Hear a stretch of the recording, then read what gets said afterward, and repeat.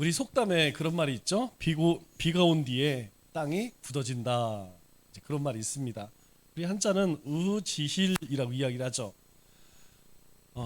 이 말의 의미는 시련을 겪은 뒤에 더 단단해진다, 더 강해진다, 그런 의미를 가지고 있습니다.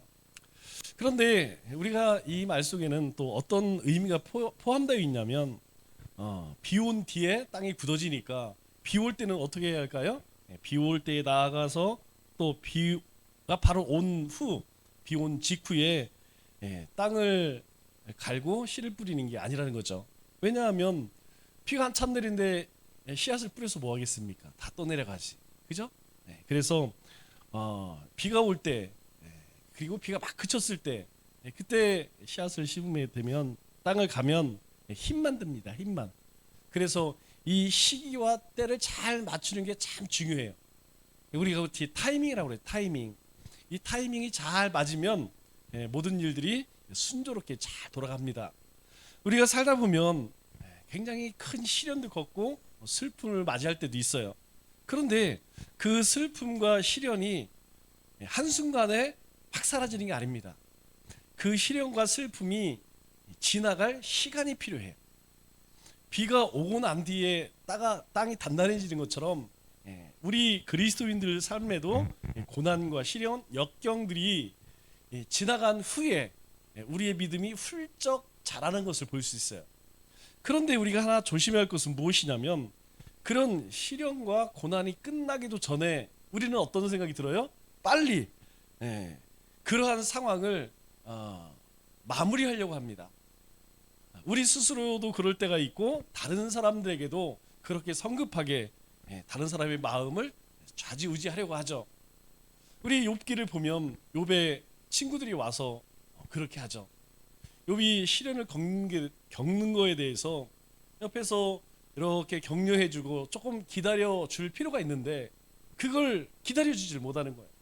기다려주지 못하고 그냥 내가 하나님 앞에 뭔가 죄를 지어서 그런 것이지, 빨리 너 너무 교만한 거 아니냐, 그냥 사람을 두 번 죽이는 거죠.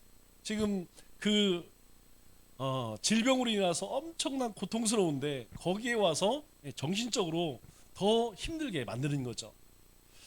우리가 살아갈 때에도 그런 경우가 종종 있습니다. 우리 가운데에 이런 어려움들이 찾아오면 우리가 하나님의 말씀으로 약속들을 붙들고 하나님과 동행함으로 견디어내길 시간이 필요해. 여러분, 우리 감기에 걸리면 약 먹잖아요. 약 먹어도 일주일, 안 먹어도 일주일, 그렇더라고요. 그 시간이 지나야 돼. 한 열흘, 이렇게 한 2주 지나면 뭐 그냥 자연적으로 치유가 됩니다. 그럴 시간이 필요하는 것이죠.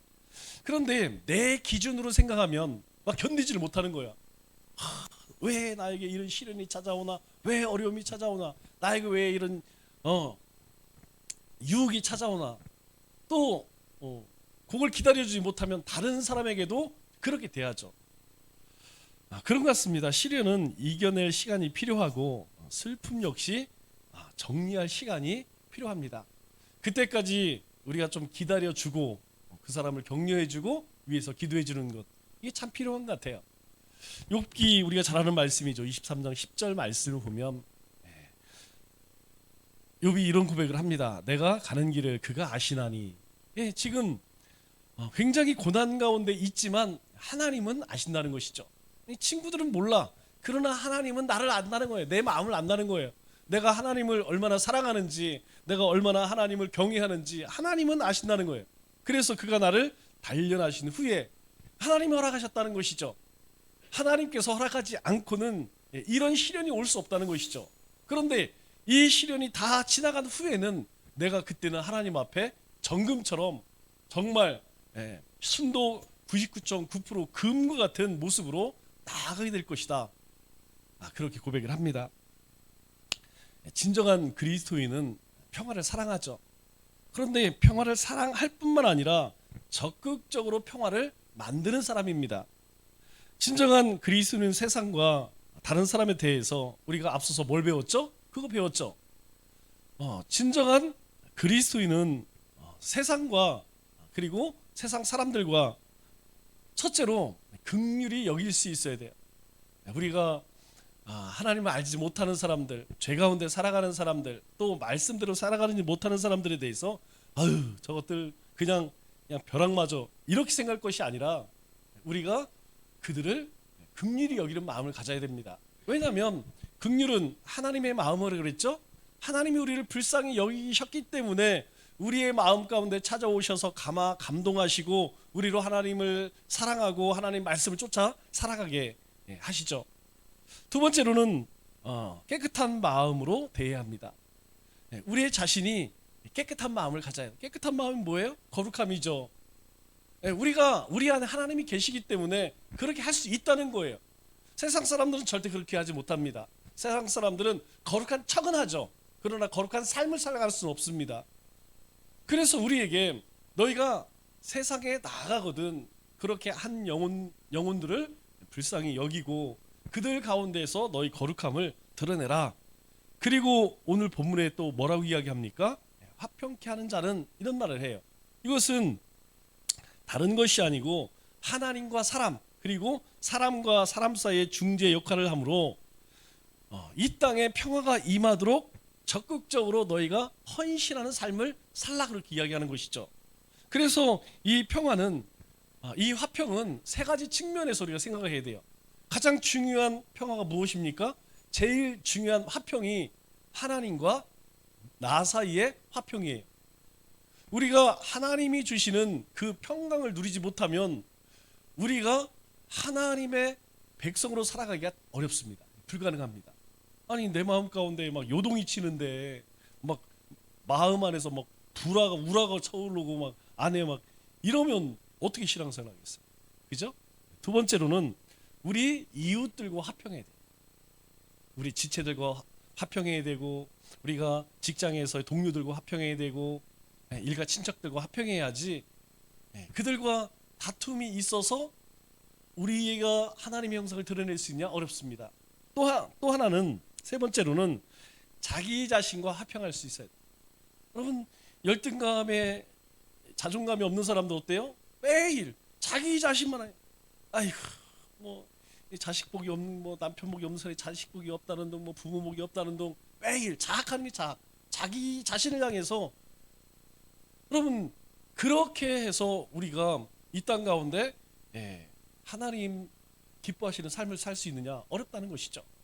그래서 우리가 화평케 할 때에 첫째는 하나님과 화평해야 되고 둘째는 내 주변 사람들과 화평해야 되고 그리고 세 번째로는 내 자신과 화평해야 됩니다.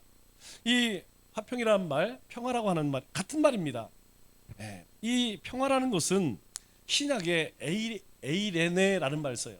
아마 종종 들어봤을 겁니다. 그런데 사실 우리가 많이 쓰는 말은 샬롬이에요. 샬롬.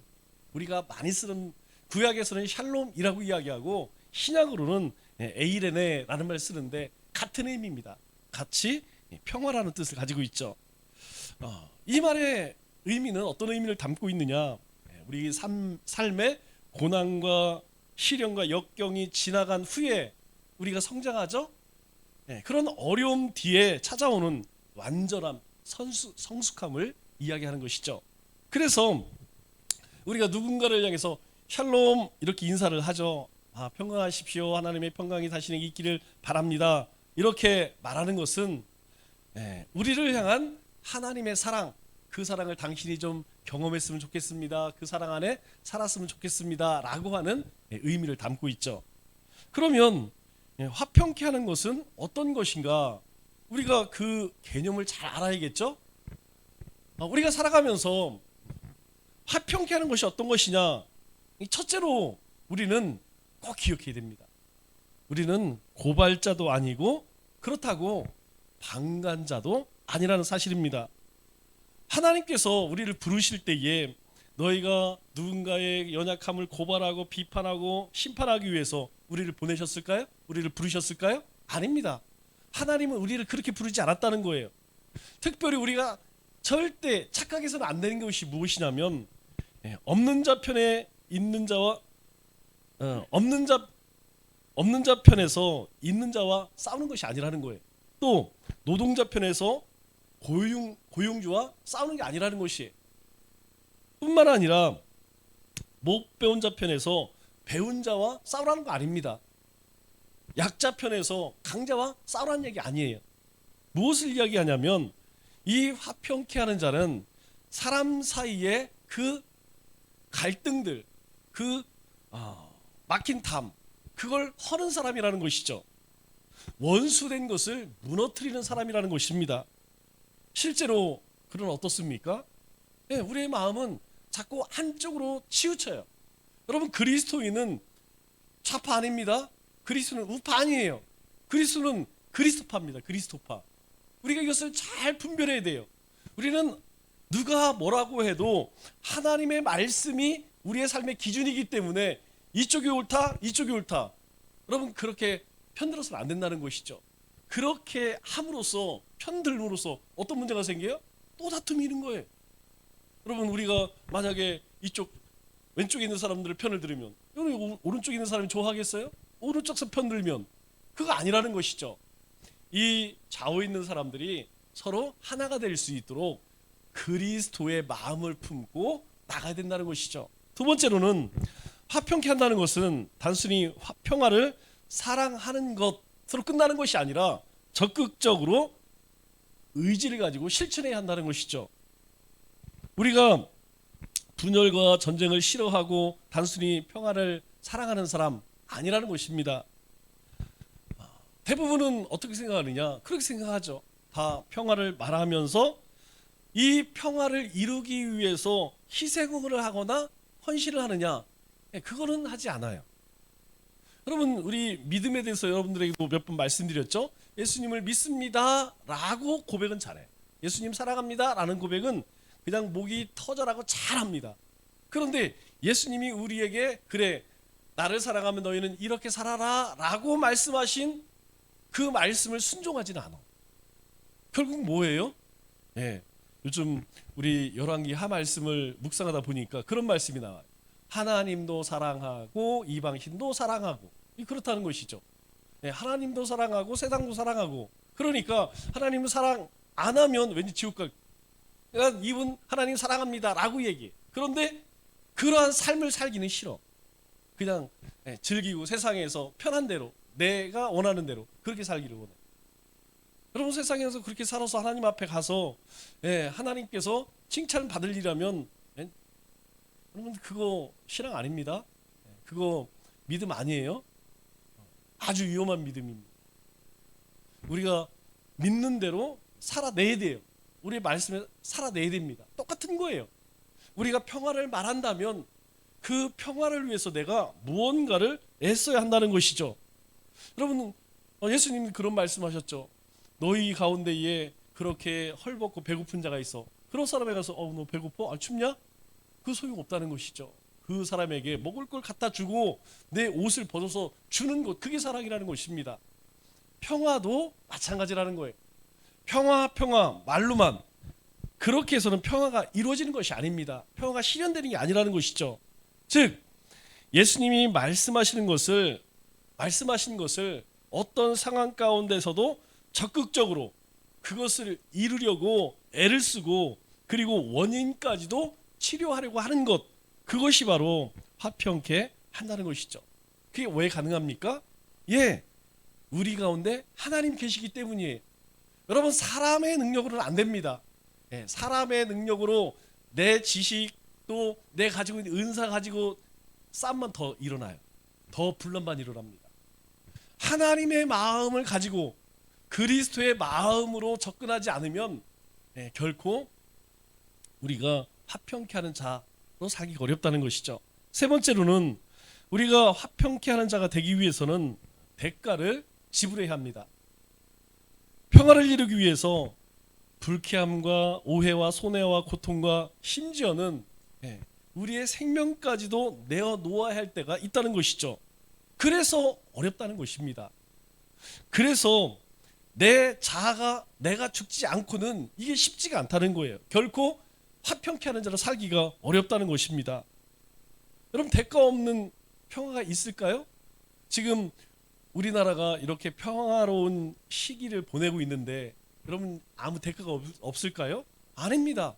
지금 젊은 청년들이 전방에 나아가서 나라를 지키고 있기 때문에 우리가 그냥 생활하는데 아무 문제가 없지. 만일 누군가가 이 나라 이 민족을 지키기 위해 희생하지 않는다면, 여러분, 그래서 젠더 갈등이라고 그랬죠? 예. 젊은 남녀의 갈등 가운데 하나가 뭐예요?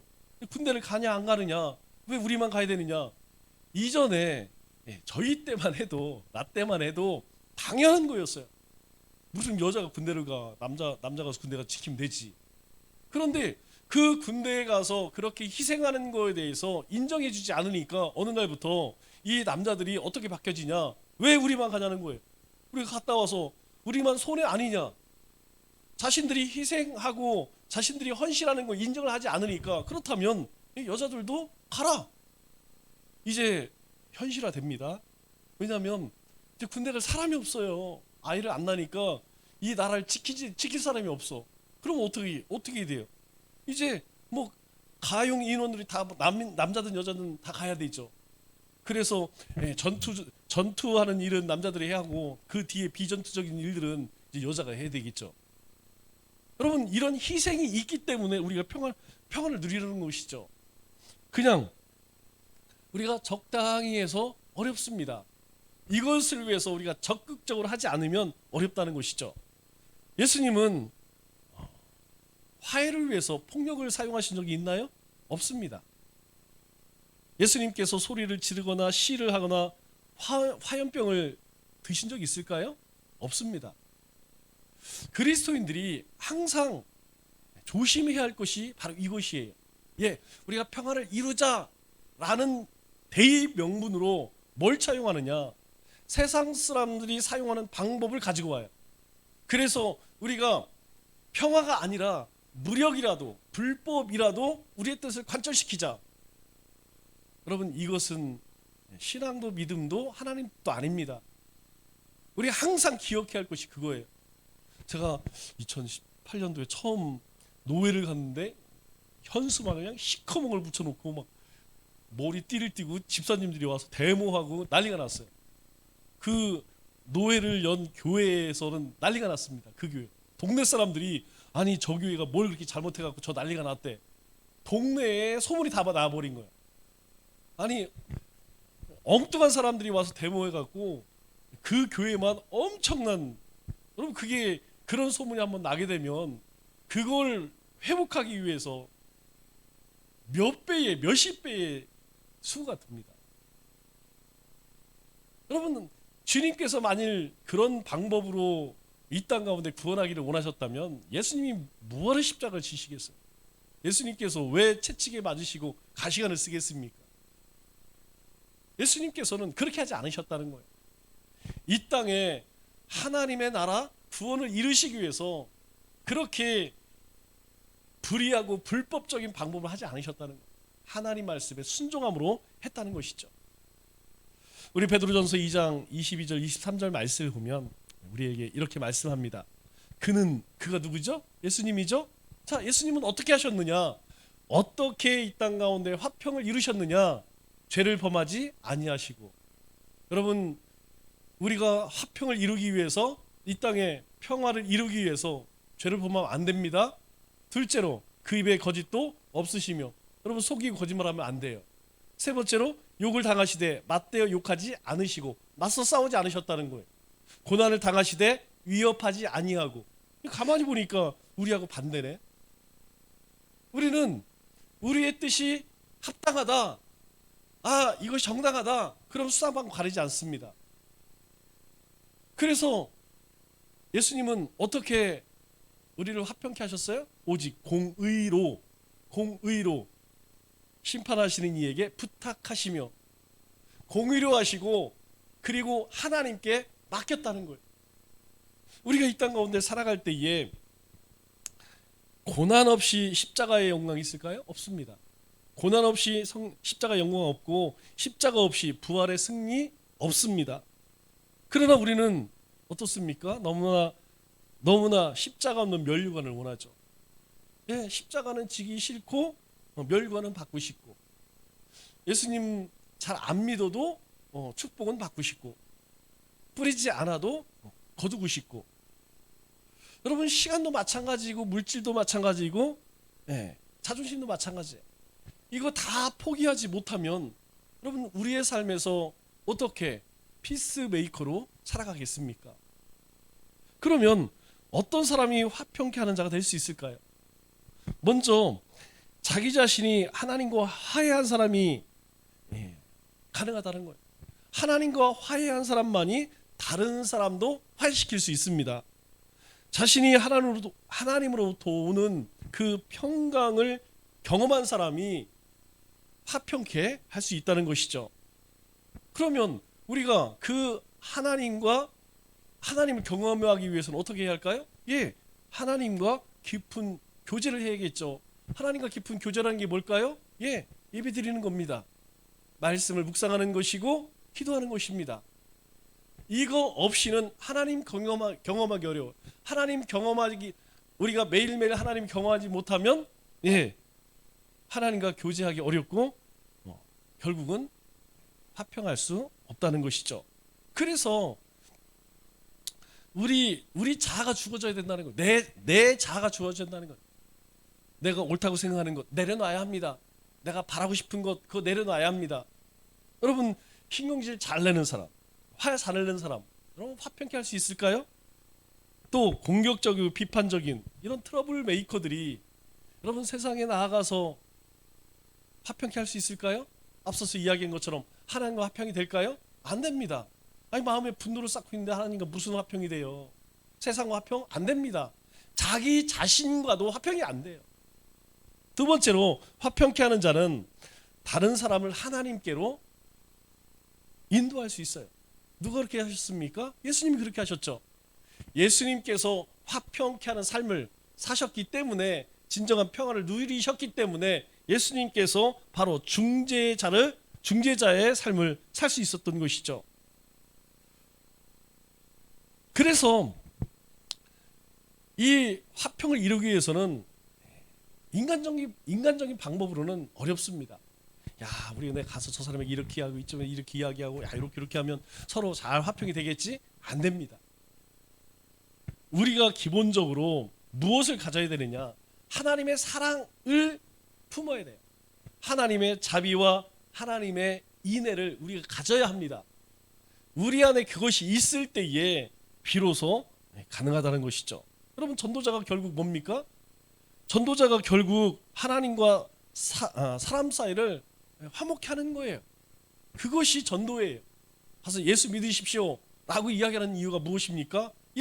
그 사람과 하나님 사이를 화목케 하는 거예요.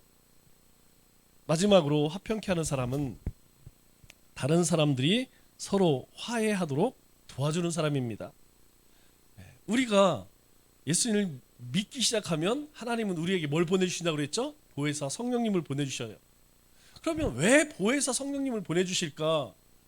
우리가 하나님의 말씀을 듣고 지켜 행할 능력이 본질적으로 없다는 걸 아세요. 그래서 우리를 돕기 위함이라는 것이죠. 마찬가지로 모든 사람들이 그렇게 스스로 화평을 이룰 수 있느냐? 없다는 것입니다. 그래서 그것을 경험한 우리가 적극적으로 사람들 사이에서 그렇게 화해할 수 있도록, 화평케 할 수 있도록 도와줄 수 있어야 한다는 것이죠. 서로를 덮어주도록, 또 문제가 더 심각해지지 않도록 우리가 옆에서 도와줘야 돼요. 어떤 문제가 있을 때에 두 가지 모습을 보게 되죠. 분명히 있습니다. 어떤 문제가 생겨요. 그러면 그 문제를 잘 파악하고 해결 방안을 찾는 사람이 있는가 하면 그 문제에 기름을 끼얹는 사람들이 있죠. 분명히 있습니다. 저도 많이 봤어요. 우리가 항상 조심해야 할 것이 그거예요. 우리가 어떤 문제가 있으면 불화가 생긴 겁니다. 그러면 우리가 해야 할 역할이 무엇일까요? 그 문제를 빨리 화평케 할 수 있도록 우리가 각각의 역할을 감당해야 하는데, 여러분 실상 어떻습니까? 물론 그런 분들이 계세요. 그런데 한편으로는 중간에서 선동질을 하고 이간질을 하고 문제를 점점점 키워서 더 문제를 심각하게 만들죠. 여러분, 이것은 우리로 하여금 화평케 하는 것이 아닙니다. 이것은 화평을 깨트리는 일이라는 것이죠. 그래서 우리는 주님께서 우리에게 뭐라고 말씀하세요? 네가 비판해봐. 해. 너도 똑같이 비판 받을 거야. 네가 헤아리는 그 헤아림도 너도 그 헤아림 받을 거야. 네가 정죄해? 그럼 너도 똑같이 정죄 받을 거야. 이렇게 말씀하시죠. 결국 우리가 비판하고 정죄하는 사람이 되어서는 피스메이커로 살아가기 어렵다는 것입니다. 반대로 우리가 이해해주고 덮어주고 위로하고 격려해줄 수 있는 사람, 그럴 때에 비로소 우리의 삶 속에 화평케 하는 사람으로 살아가게 된다는 것이죠. 이게 왜 중요하냐? 이렇게 이야기하죠. 자, 화평케 하는 자는 복이 있나니 그들이 하나님의 아들이라 일컬음을 받을 것이며, 이렇게 이야기합니다. 우리가 살아가는 세상 속에서 사람들 사이에서 그렇게 화평케 하는 자로 우리가 다른 사람을 화해시켜주고 도와주고 그리고 그들을 하나님 앞에 인도하는 삶을 살면, 우리가 나 예수 믿는 사람이요 라고 하지 않아도 야, 저 사람은 정말 하나님이 있다면 하나님 믿는 사람 맞네, 이렇게 인정을 한다는 거예요. 여러분, 그쯤 되어질 때 복음이 전해지는 거 아니겠어요? 그쯤 되어질 때에 사람의 마음이 감동되는 것이죠. 말씀을 맺겠습니다. 화평케 하는 자는, 잘 들으세요, 결코 비판자나 정죄자나 선동자가 아닙니다. 화평케 하는 자는 영웅이 아니에요. 화평케 하는 자는 순교자입니다. 내가 썩어져야 되고 내가 죽어지는 헌신이 있을 때에 그곳에 화평케 되는 거예요. 그렇게 화평케 하는 자로 살아가기 위해서 내 안에 그리스도가 살아야 합니다. 내 안에 그리스도가 살아야 내가 그렇게 평화를 이루는 자로 살아갈 수 있다는 것이죠. 남은 3일도 주님이 주신 은혜로 충만하여서 시기와 다툼이 끊이지 않는 세상 속에서 화평케 하는 자로 살아 하나님의 아들이라 일컬음을 받는 우리 믿음의 권속들 다 되시기를 주님의 이름으로 축원합니다.